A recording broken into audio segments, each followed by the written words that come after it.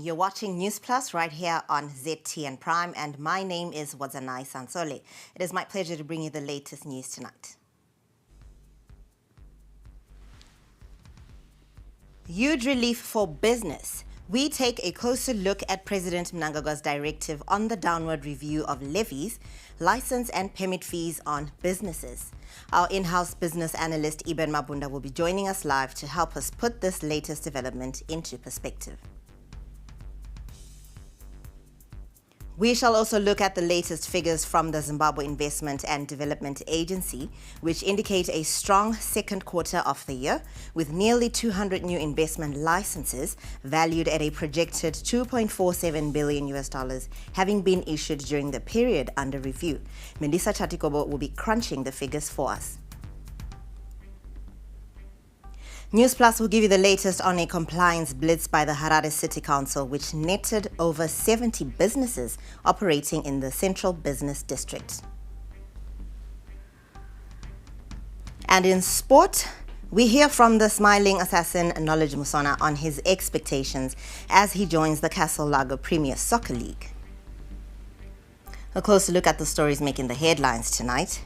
President Mnangagwa has directed the review of levies, licenses and fees and permits on businesses to reduce the cost of doing business in the country. At the beginning of the year, President Mnangagwa highlighted the high level of levies and permits, raising the cost of doing business in Zimbabwe. And now the president has directed a review of levies across sectors in a move meant to provide relief to business. The Minister of Finance, Chief Secretary to the President and Cabinet and line ministries have been given the mandate to superintend and coordinate the initiative.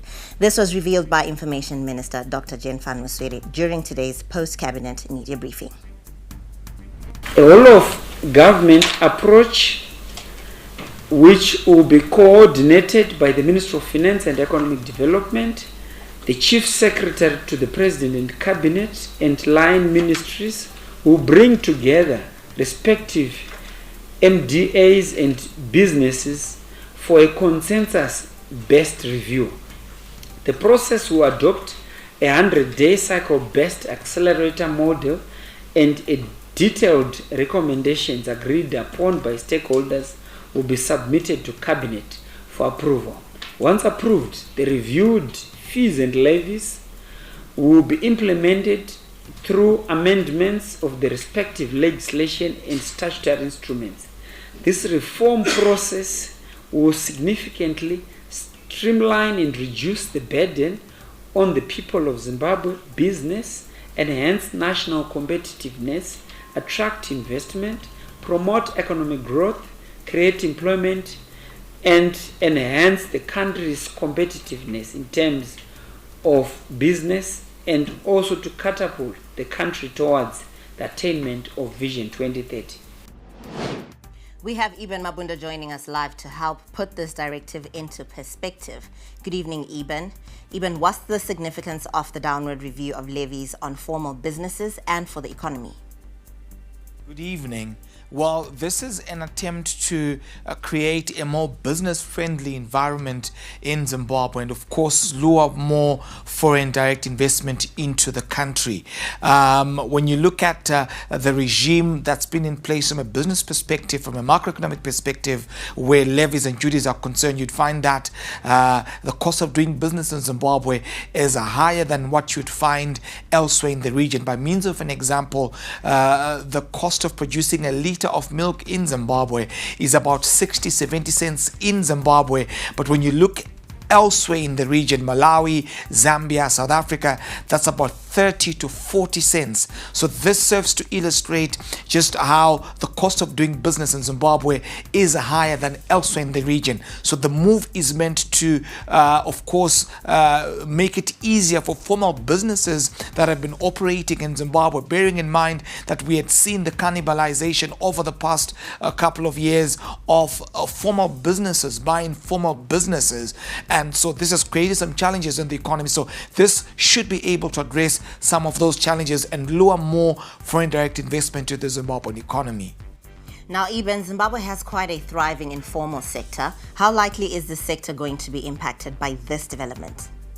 for informal traders, the expectation is that this should serve to incentivize informal businesses to register and of course start contributing in the medium term toward the fiscus. You'd find you've got a good number of SMEs that have been operating in Zimbabwe that have been invading and evading the formal channels, and so they have not been fiscalized at the end of the day, and so this could serve as a mechanism that could of course incentivize their formalization, and also looking at the fact that 70% of this economy is informalized. It's high time that the authorities relook, revisit, reconsider, rethink how to ensure that they incentivize the formalization of informal businesses operating in the economy. Thank you very much, Eben, for those insights. Now, the revision of these levies will certainly give business some breathing space and encourage more investment. And while we're still on investment, the Zimbabwe Investment and Development Agency reports a strong second quarter in 2025 with 119 new investment licenses issued, valued at a projected $2.47 billion. License renewals also surged up 137% from the first quarter, with $221.68 million in actualized investments. Analysts say the country is consolidating its position as a credible investment destination. More details from our business reporter, Melissa Chatikobo.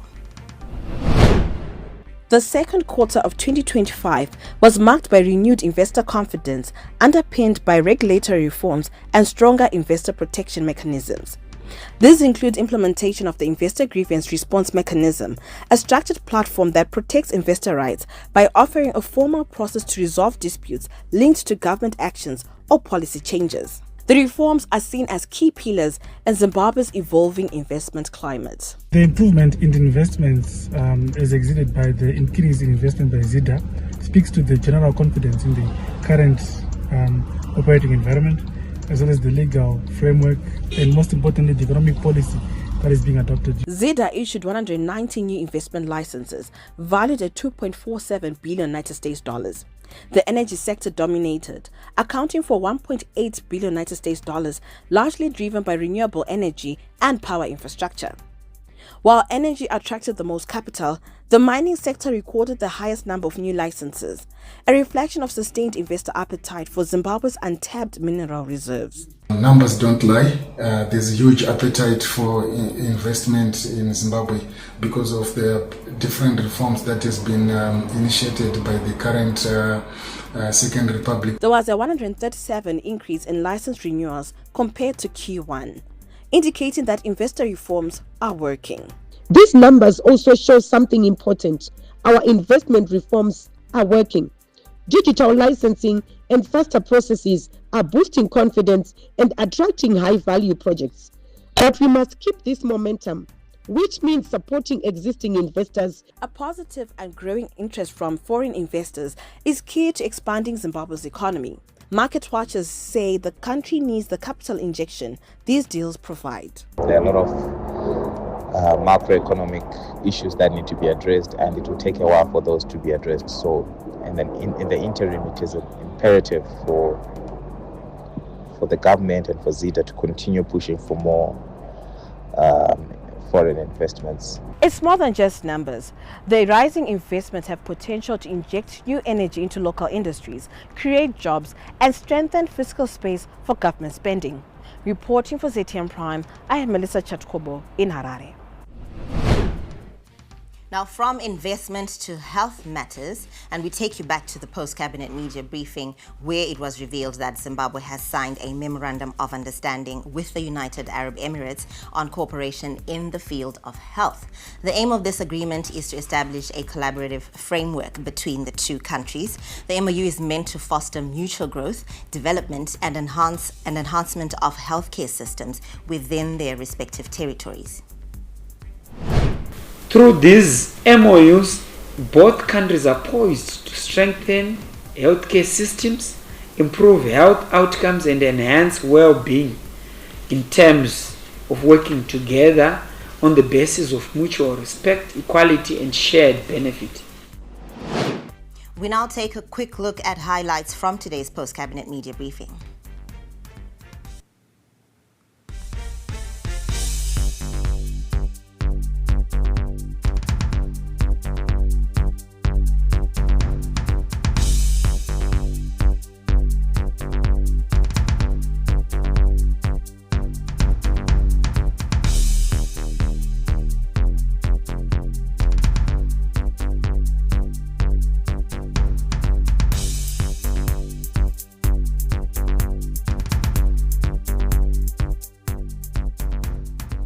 In other news, 71 properties within the Harare Central Business District have been shut down as the City Fathers launched a month-long blitz targeting non-compliant businesses. This campaign, which started on Tuesday, is targeting unlicensed businesses, fire code violations, and illegal building alterations. Now, the following report sheds more light on this issue. We are in the Harare Central Business District, where the City Council is moving around closing down businesses and shops which are not in compliance with the city's operating bylaws. The council's campaign is going to take at least a month so that they ensure that everyone, especially the businesses, are in compliance. Several non-compliant shop owners watched helplessly as their premises were shut down, some admitting they had delayed renewing paperwork, while others accused the council of not giving prior warning. 159 properties were visited today, 71 were closed, and 16 water disconnections were done. Operation Restore Order is focusing on businesses that are operating without valid trading licenses, fire safety compliance, certificates of operation, and approved building or partitioning plans. City officials, accompanied by municipal police, moved from one building to another, issuing closure notices and ejecting non-compliant operators. So as a city, we are saying now we need to restore order, and this is in line with the call to action program that was launched by His Excellency in 2024.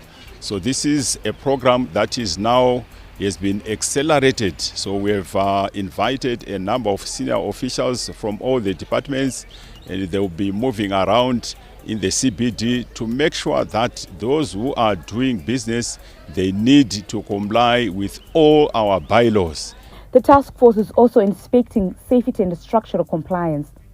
Shops with illegal partitions, poor ventilation or exposed wiring have been ordered to shut down until corrective action is taken. They must be compliant. As you have just witnessed this place, we've closed down this shop because the shop is trading without a shop license. At the same time, the building is questionable partitions. Affected operators were seen picking up after being issued with closure notices. Council says the operation will continue for the rest of the month across the CBD and surrounding areas. We are in the process of verifying those partitions, but we are sure that these partitions are illegal. And on top of that, this entire building has got a consolidated a credit on its consolidated, a debt on its consolidated bill, which warrants also the closure of the entire building. So here we are in the process of verifying the number of shops on the building, but after that verification, we are still going to close down the building. In one street alone, 40 shops were closed down by the council, and authorities warn that more closures are imminent if businesses fail to comply. For those that are not compliant in terms of partitions, it is also in terms of trading licenses and also in terms of paying their consolidated bill, we are advising them to make sure that by the time that we visit their places, they must be compliant. So our message is that they must avoid unnecessary inconveniences and make sure that they are operating in terms of the law. Affected traders are being given formal notices with steps to regularize their operations and advised to visit their district offices immediately. Our target is that we must complete this exercise within the entire CBD within a month.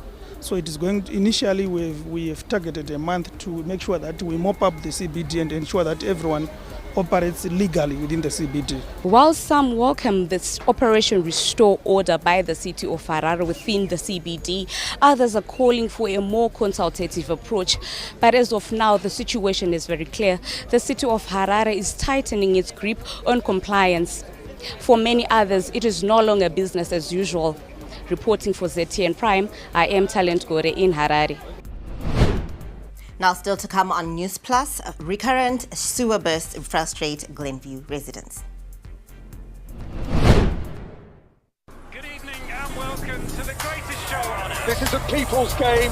They will be bubbling about this one for weeks and months to come. Let's go! Lights, camera, action. Put your mind on it, love the life that you remember. Wherever you are, whatever your reason, it's on SuperSport all season long. Reconnect and stay connected to DSTV Compact and get the best football on us. Two fans, one game. One of them paid for quality, the other didn't. ZTN Prime now offers premium live Premier Soccer League matches behind a paywall. Skip the stress. Watch your team in high definition, uninterrupted and in real time. ZTN Prime are paywall matches because real fans watch live.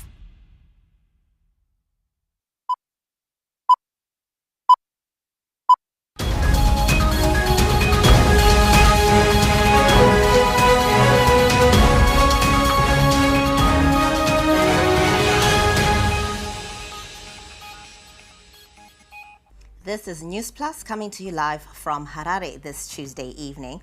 Now, picking up from where we left off, for the past 3 years now, streams of sewage have become commonplace in Glen View's Ward 32. And frustrated residents say their calls to fix the health hazard have fallen on deaf ears as council officials keep sending them from pillar to post. Tafaras Wochwe visited the area and filed the following report. 73 Crescent Road, a thoroughfare that has become associated with unpleasant odors arising from sewer bursts that occur intermittently. Mr. Makoarara is convinced that there is a critical issue with the sewer pipes located beneath the ground. Having lived in Glen View for almost all his entire life, he is now compelled to restrict his water usage and has taken to bathing at his nephew's nearby residence.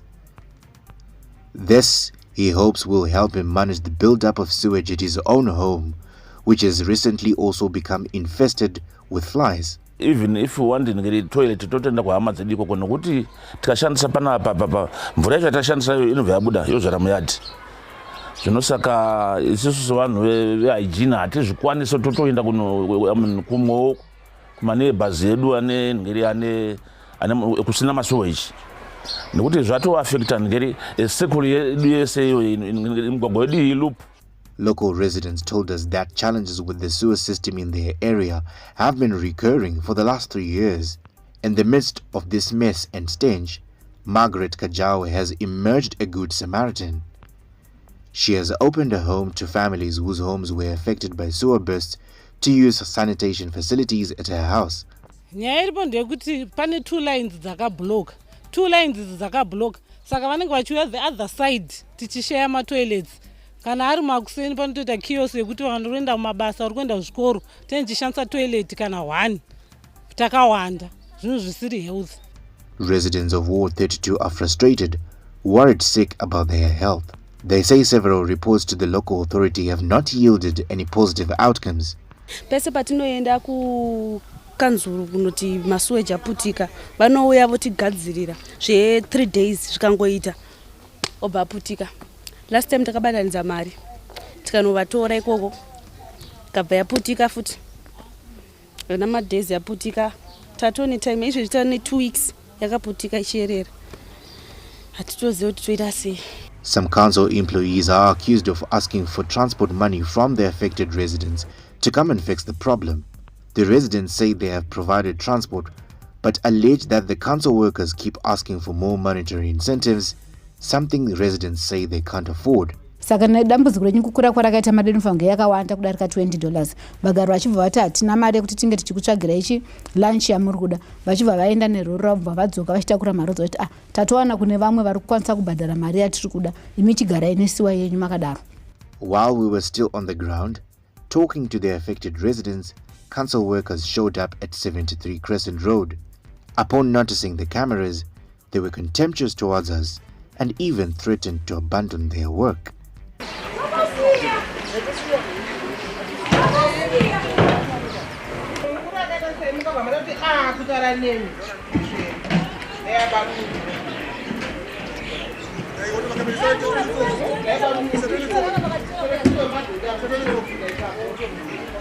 This attitude seemed to sum up their behavior, going so far as to take note of our vehicle's license plate. Harare's mayor, Jacob Mafume, stated he was not aware of the issues facing residents in Glen View 3's Ward 32. He pledged to accelerate the resolution of the problem and issued a strong warning to council employees who are soliciting money from residents. No, we are not demanding. They should not. That's criminal. They should do their work without demanding any money. Anyone who wants to give them anything must do so out of their own will, but we will talk to their supervisors and make sure that practice is nipped in the bud. Sewer bursts are now a common recurring thing in Glen View 3, particularly in 73 Crescent Road. Residents fear for their health and they can only hope that the city fathers act timeously in rectifying this health hazard. Tavaras Bochiwe for ZTN Prime in Glen View 3. And moving along with our bulletin, experts say Zimbabwe should redesign its monitoring and data collection models to suit its current landscape and advance program development. This involves adopting open data systems, digitalizing information management, and strengthening monitoring and evaluation frameworks. Statiswe Gwaza gives us more on that subject. Over the years, stakeholders have been using global indicators, a universal approach for monitoring and evaluation, which has neglected communities and information gathering. While the methods have been integral in advancing project monitoring and evaluation, they have also contributed to the country's failure to localize data compilation for program development. In an effort to strengthen inclusive development through accountability, stakeholders were told to localize data collection by prioritizing community indicators in gathering data and implementing interventions. These SDGs and all these other indicators and all the development indicators, the SDG indicators that we do have, they do not necessarily get to our communities, our intended beneficiaries for development. They don't receive them from that perspective. Zimstat's Director General Tafatso Badama highlighted that among challenges hindering efficient data gathering is funding constraints and shunning of data collection officers. The major challenges include funding challenges. As you know, financial resources are limited, and we have a wide array of statistics that we need to produce. So sometimes we are faced with financial hurdles in order to produce statistics that are required by various stakeholders in the country. Professor Mhloyi believes some of the challenges impeding data collection can be addressed through community engagement and involvement in program implementation. Global indicators camouflage individual or community indicators. And communities are the people, they are the countries we are intended to improve. So we need to be retrained, retrain academicians, retrain professionals already in situ on how to engage the community on the use of data, on the identification of problems, that is research problems, identifying research problems, and then be able to come up with interventions that we can implement together.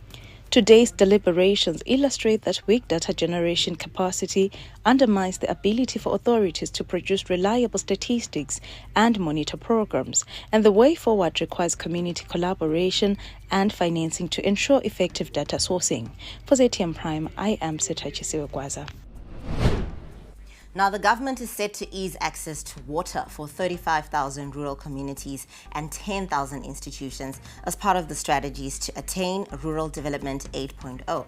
And speaking during the launch of the National Water Roadmap towards 2030 Sustainable Development Goals project, the Permanent Secretary in the Ministry of Lands, Professor Obajiri, said that the government has embarked on a water harnessing program to promote the blue economy, climate-smart agriculture, and ecotourism projects. The National Water Roadmap for Sustainable Development 2030 is backed by the Food and Agriculture Organization and China.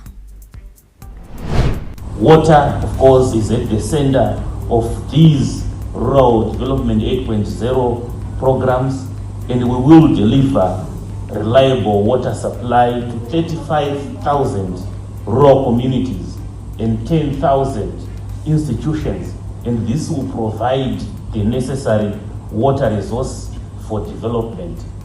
Of the 47.3 billion cubic meters water storage capacity, Zimbabwe has developed a mere 10.5 cubic meters or 22.4% in dams as a response to the climate change vagaries. We have embarked on an ambitious water harnessing program, and our current focus is on Wai Shangani Lake and Kunji Dam, and then all the other dams that we have temporarily put on hold. Now, China has reaffirmed its support for Zimbabwe and highlighted that the two projects, that's the National Roadmap towards 2030 Sustainable Development and the Capacity Development on Sustainable Soil Management in the Global South, are both key in transforming the agriculture sector. Speaking during the launch, the Chinese ambassador to Zimbabwe, Zhou Ding, said that the two projects will advance sustainable soil and water management practices, which are key factors in driving the transformation and modernization of Zimbabwe's agriculture sector. As we jointly implement the 10th Partnership Action Plan for Modernization, including the Partnership Action for Agriculture and Livelihood, announced by His Excellency President Xi Jinping during last year's FOCAC Beijing Summit, today's launch of these two projects demonstrates our steadfast commitment to Zimbabwe's agriculture transformation, industrial growth, and modernization agenda. I am confident that the funds for these projects will be utilized effectively to deliver maximum impact, bringing tangible benefits to Zimbabwean communities and contributing meaningfully to the nation's development agenda. Now, up next is our update from the courts with Yokai Karizingeka. Fourth suspect in 600,000 robbery of former Zimbabwe Warriors manager and Dynamo's chairman Rafik Adam has been brought to court. Stuart Ngwenya, aged 40, was remanded in custody until August 1. Ngwenya was arrested on July 27 and reportedly led police to the recovery of assets purchased with the stolen funds, including a silver Toyota Hiace worth 20,500 United States dollars and a house in Sunninghill, Bulawayo, valued at 95,000 United States dollars. Moving on, a 73-year-old former vice chairperson of the Medical and Dental Practitioners Council of Zimbabwe, Sindoga Tizirai Bongu, appeared before Harare Magistrate Court on charges of criminal abuse of office. The allegations revolve around Bongu's alleged decision in connivance with the council's chairperson, Rose Kambarami, to unlawfully authorize the payment of 3,690 United States dollars legal fees for a council member. The payment was done in violation of council resolutions and statutory regulations. Bongu was granted 200 United States dollars bail. Meanwhile, two women, Christabel Talita Muringani and Tabith Chenyika, have been sentenced to 10 years in prison each for trafficking a 10-day-old baby.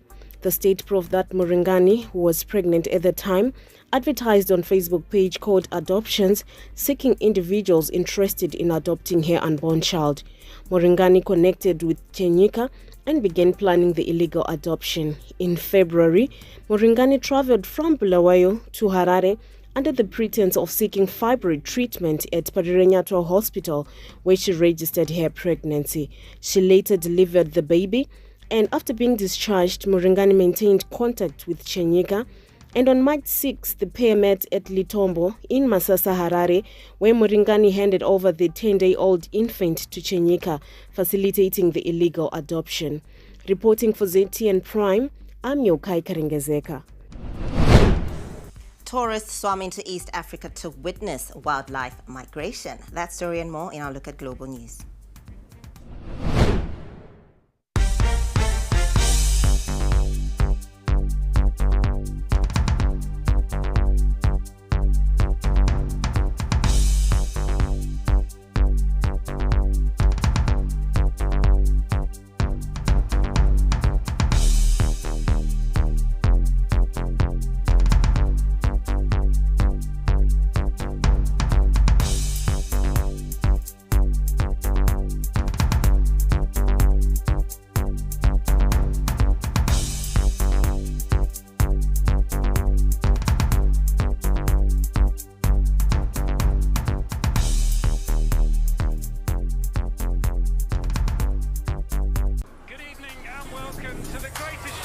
This is a people's game. They will be bubbling about this one for weeks and months to come. Let's go!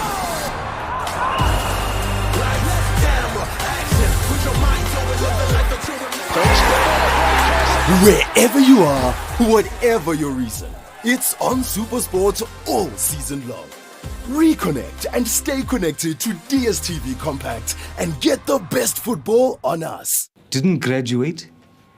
I guess I blew it. You couldn't advise him anything. He would just look at you and say, so who do you think you are? We were just like really spoilt. And then they just give me the receipt and I'd pay. The guy walks in one day and then he says that he wants to make a movie. He was blowing the money. There was just like this habit that he had where as soon as he got money, it was gone. I just didn't have the skills or the experience. This money, I could see it disappear so fast.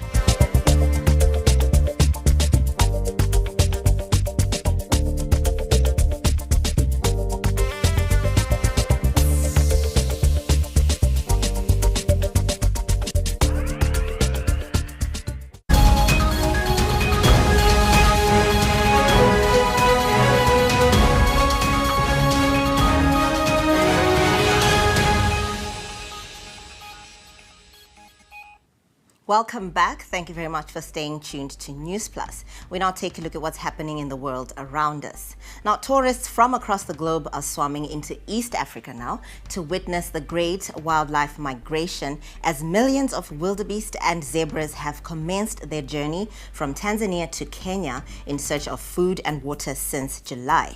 Prices of many travel items such as air tickets and hotels have reached their peak of the year.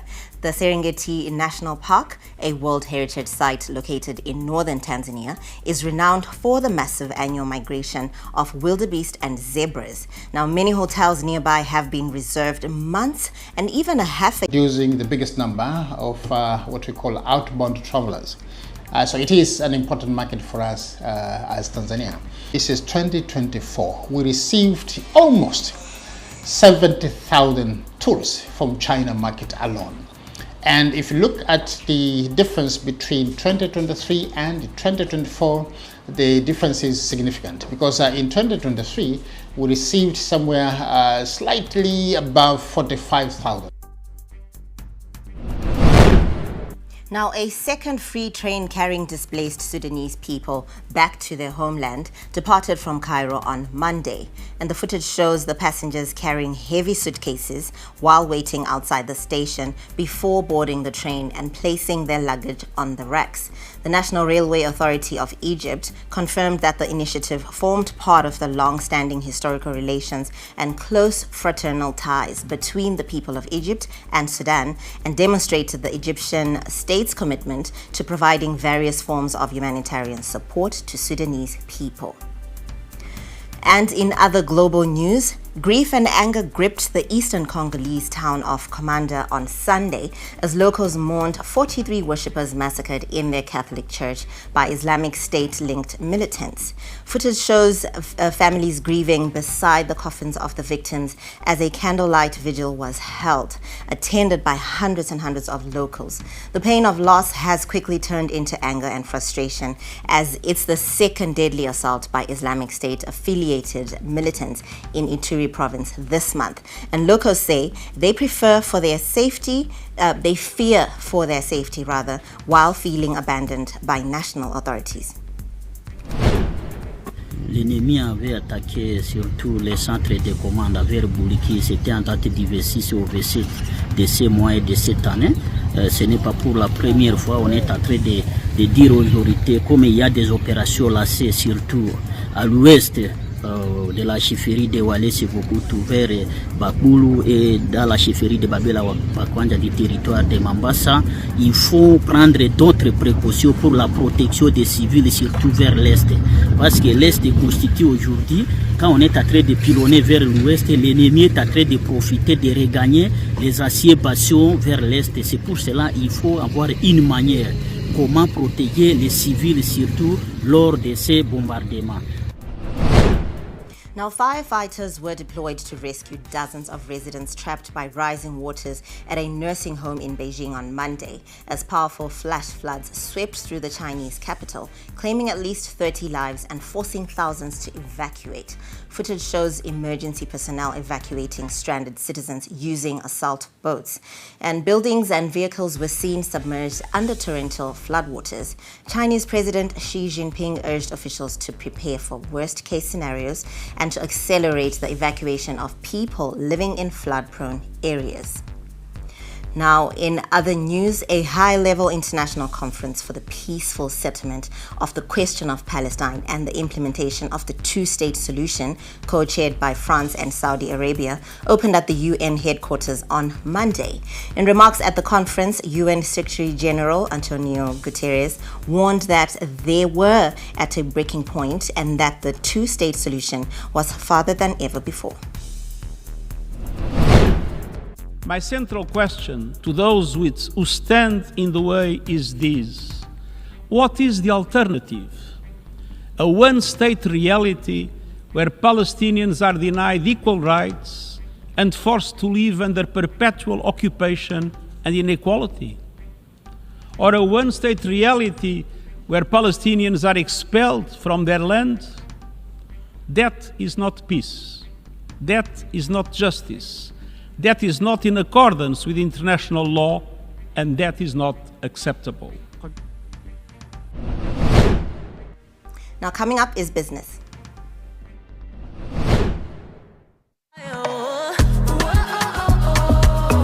Welcome back, gospel music lovers, to another season of My Ultimate Gospel 10. Your ultimate destination for soul-stirring melodies and inspirational stories. Might prepare me for a good day. God is faithful because He's holy. Wow, this is beautiful. Each week, they'll be revealing their top 10 gospel songs. Meet Miss Becky K, the dynamic and passionate new presenter for Season 3. If you are ready, let's get into My Ultimate Gospel 10. Premiering soon, only on ZTN Prime. Stay tuned and let the music uplift your soul. Catch exclusive interviews every weekday for candid, exciting and thought-provoking conversations with your host, Erika Ndoro. We talk about arts, we can talk about sports, we can even talk about politics, and sometimes we venture into a nice guitaristic play.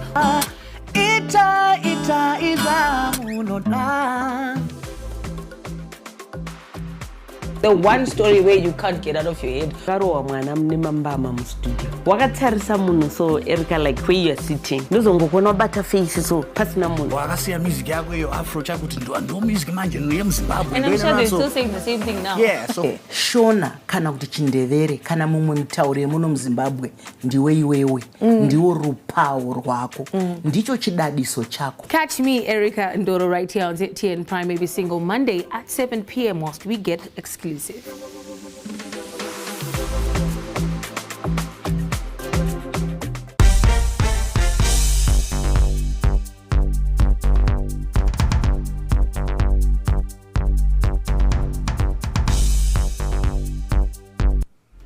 Cotton Company of Zimbabwe is expecting to pay off about 10 months of salary arrears owed to its employees, as well as payments owed to cotton farmers and transporters in the next 6 months as part of the parastatal's financial recovery efforts. This came out as officials from the Mutapa Investment Fund, which plays an oversight role on parastatals, appeared before Parliament's Lands and Agriculture Portfolio Committee earlier today. More information for you in this report. Last month, officials from the Cotton Company of Zimbabwe stunned legislators when they revealed they owed their workers 10 months' worth salary. The company also owes millions of dollars to cotton farmers across Zimbabwe. Legislators then invited officials from Mutapa Investment Fund, an entity which administers over a portfolio of parastatals, to explain plans to solve Cottco's debt, amounting to around $6 million United States dollars. As soon as you leave this office, I'm telling you, phone calls will be coming to all these honorable members. What did Dr. Mamuja say about our livelihood? We have got over 15 months without salary. We understand Dr. Mamuja in Mutapa is the Messiah who have come to take us out of Mutapa Investment Fund Chief Executive Officer Dr. John Mangujga says Cottco's legacy financial woes are soon to be a thing of the past. He says Mutapa Investment Fund recently financed Cottco to the tune of $5 million United States dollars to be able to fund the current cotton season. More funds are being organized to pay off legacy salary arrears and payments owed to farmers and transporters over the next 6 months. We want to ensure that all the legacy payments, the workers, the transporters, and the previous payments to farmers, they are all paid within the next 6 months on a gradual basis. In that order, so that at the end of the day, we do gradual payment. Within 6 months, we want to ensure that all these payments, of legacy payments, most of them by end of December would have been paid. If we go into January, is 6 months, 6th month, it will be the balance. The Cotton Company of Zimbabwe was suspended from the Zimbabwe Stock Exchange in 2014 over misgovernance, absence of audits, among other issues. Dr. Mangujga says Mutapa Investment Fund is working on ensuring Cottco goes back on the stock exchange. What are we doing? We are working tirelessly to ensure that Cottco goes back to the Zimbabwe Stock Exchange in terms of transparency and governance. Because you need, first of all, to have those share registers to be all be weighed upon. So, in terms of shareholding, 37.5%, where the other shares they are scattered in the minority shareholders. Cottco is also working on research to introduce genetically modified cotton seed varieties, which are expected to improve Zimbabwe's yield. Shira Munjenjema for ZTN News. And still on business, Westprop will have 10 active projects across Harare by year end, creating employment for 1,000 professionals and injecting $174 million into Zimbabwe's urban renaissance. Among these is Pomona Flats, the first high-rise residential development in Harare North, which was unveiled earlier today at a groundbreaking ceremony. This project forms part of a larger $4 billion initiative.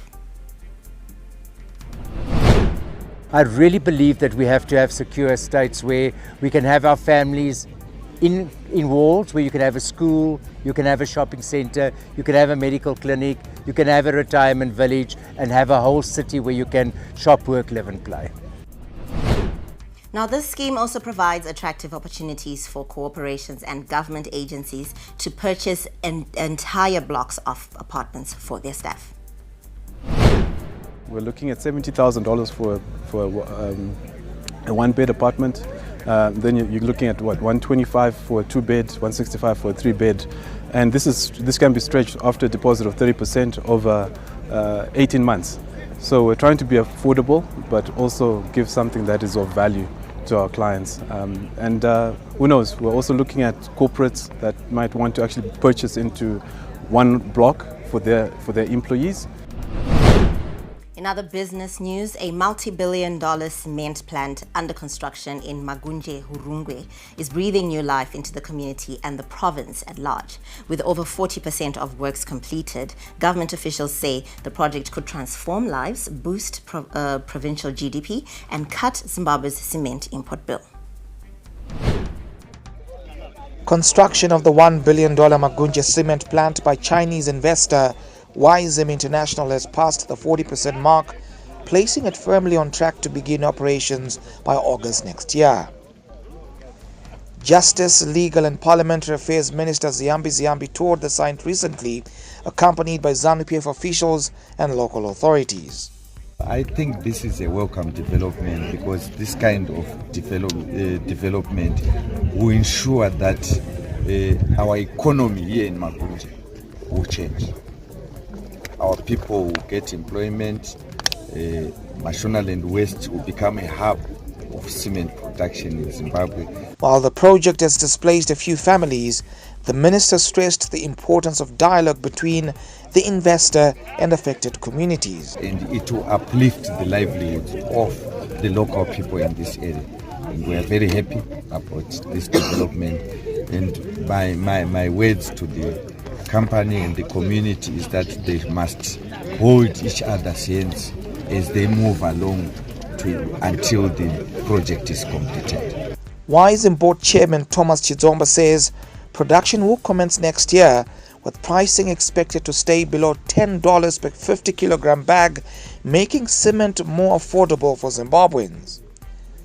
ZANU-PF Provincial Chairperson and Hurungwe RDC Chair Mary Muliswa Chikoka hailed the project as key to rural industrialization.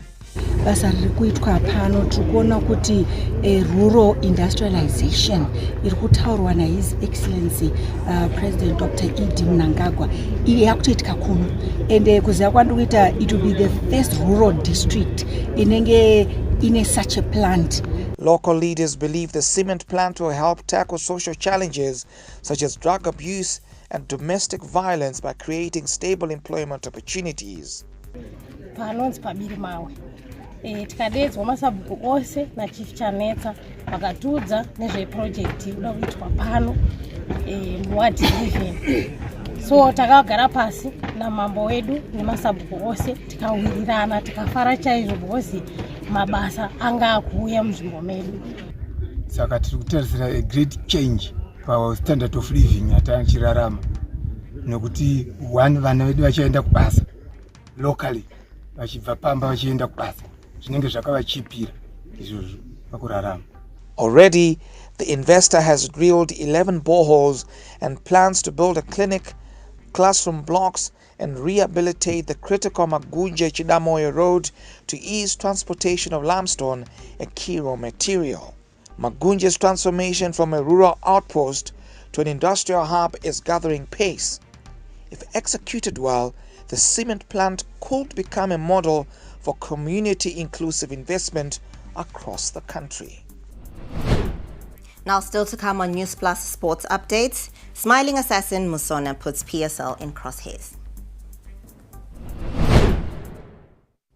The Phoenix Podcast has always brought you the best of the best. I missed on that blessing, but I also regained it in some way. In seasons 1 and 2, we introduced you to the industry's brightest stars, the ones at the top of their game, the creme de la creme. But season 3 promises to be even more exciting. We're bringing you even more fascinating guests, including the renowned farmer, Patrick Matadi.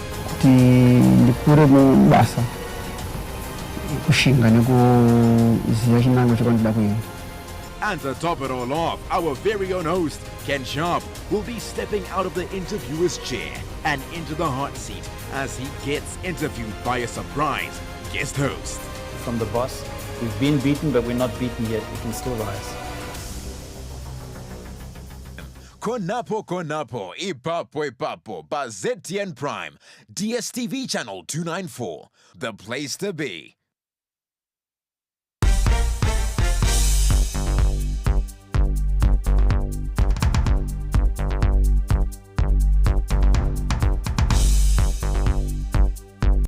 It's time now to take a look at what's happening in the world of sport.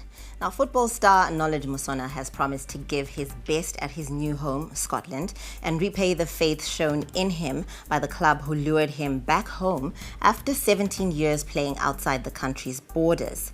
Musona, a former national team captain, is arguably the marquee signing of the mid-season transfer window and has generated frenzied interest across football circles. And despite the attention around his maiden dance in the top flight, Musona is focused on a good start and taking it day by day after being unveiled by Scotland on Monday.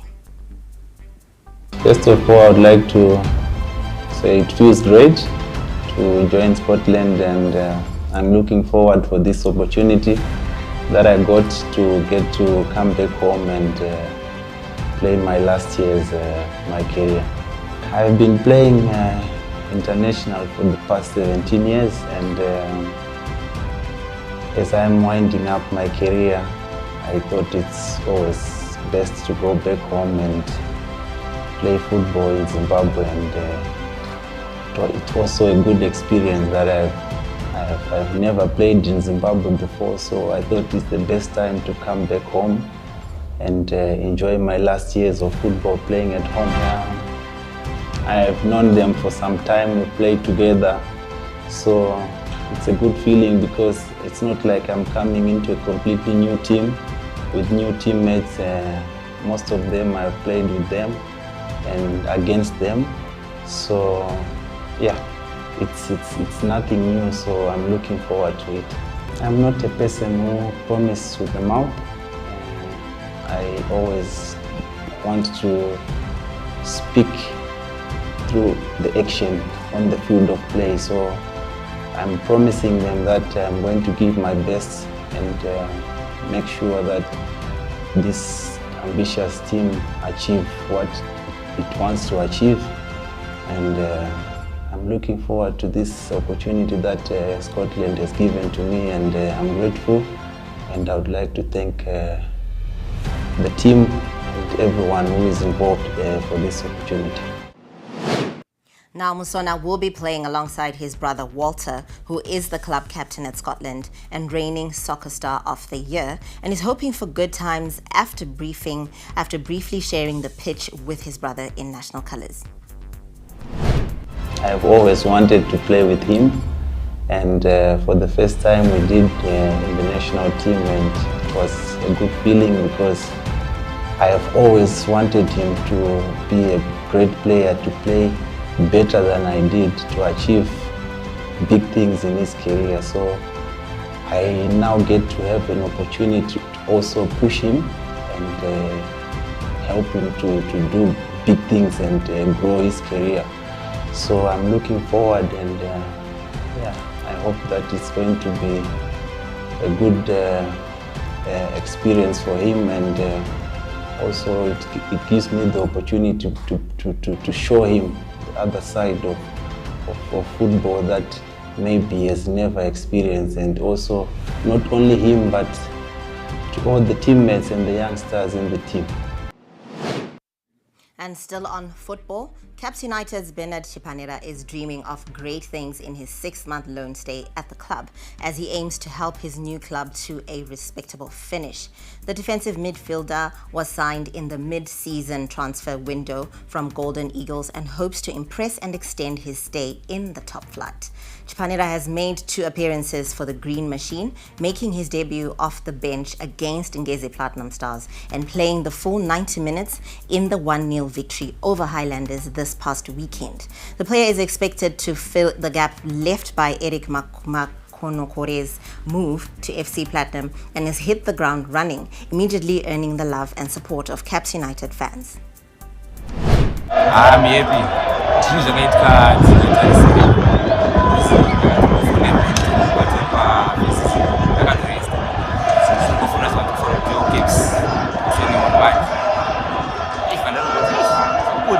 Then Monday, and then I turn on Monday after training. But I told a contract. Then I only 6 months. But it was anything I expect. But I'm happy. It's a big team in a pressure. But Shukuru, we have to collect maximum points. and but the relegation, so we have to fight to move from sorry. And we expect to open up loan 6 months on ongoing contract. Pressure iripo adunyeka. But the pressure ipere kufana win. So chikuru kuwina ma games. Then pressure ndaisha. And in cricket, the 2-match test series between Zimbabwe and New Zealand starts tomorrow at Queen's Sports Club in Bulawayo. Craig Irvin captains a strong Chevron side, with several key players returning after missing the test series against South Africa. These include openers Ben Curran and Brian Bennett, as well as all-rounder Sikandar Raza. The Chevrons have never beaten New Zealand in 17 test matches, losing 11 and drawing 6. Now, for the Black Caps, captain Tom Latham has been ruled out of the first test. White ball captain Mitch Santher, who led the Black Caps to victory in the recent T20 tri-series with SA and Zim, will lead the team in Latham's absence. According to a statement by New Zealand Cricket Today, Latham injured a shoulder while fielding in a 2020 match in England earlier this month and is not fully recovered. He will remain with the squad in the hope of being fit for the second test, which starts on August 7th. And still on sport, Zimbabwe Chess Federation President Todd Mapingire is delighted by the growth of the game amongst schools that has since seen more partners coming on board. Mapingire believes the game is on an upward trajectory in the country, as they received a lot of support towards assisting the United States of America-bound Dominican convent school team. Dominican convent players are delighted by the strides made by the Federation, as well as the institution in making sure that they get a chance to travel abroad and play against some of the best schools in the world. I am extremely happy. I know Maita can vouch for me. We did not think we were going to go. There were a lot of financial difficulties we were facing, but then when I found out that NMB was sponsoring us, I was elated because now I knew everyone was going to go, and now we have a chance to win in America. I know my girls, I know we have put all our effort in practicing. I know we've all been attending practice, we've all been putting our best foot forward, and I believe that we will win because of the effort that they put. We're quite confident with the team that we have. Everyone has been consistent in showing up for training as well as putting in their own individual effort. So the team is prepared and we are very proud to be representing Dominican Convent and Zimbabwe. As a federation, we are so excited. This momentous occasion, we never thought we were going to reach this stage where we can actually do a farewell, because we are facing a lot of hurdles for the travel itself. Convent or Zimbabwe will be among the 3 African countries that will be at the World Cup. There's so much happening in terms of regularities that have changed in America in terms of visas and also things like that. So we had not anticipated that we would get a quick response from partners and also the school parents and the other sponsors that are also coming on board to actually assist us in actually getting this team through to participate at this world stage. It is actually our first time that we are sending a team. We failed to send a team 2 years ago due to logistical issues again. So this time we're excited. We had thought that this was actually going to be a biggest hurdle that we were going to face in terms of arrangement, but we have managed to succeed. I would want just to thank everyone involved and everyone who plays their part behind the scenes in terms of making this event a success. And that's a wrap on Newsplus this Tuesday evening. I'm Wadzanai Sansole. Good night from myself and the crew behind the scenes.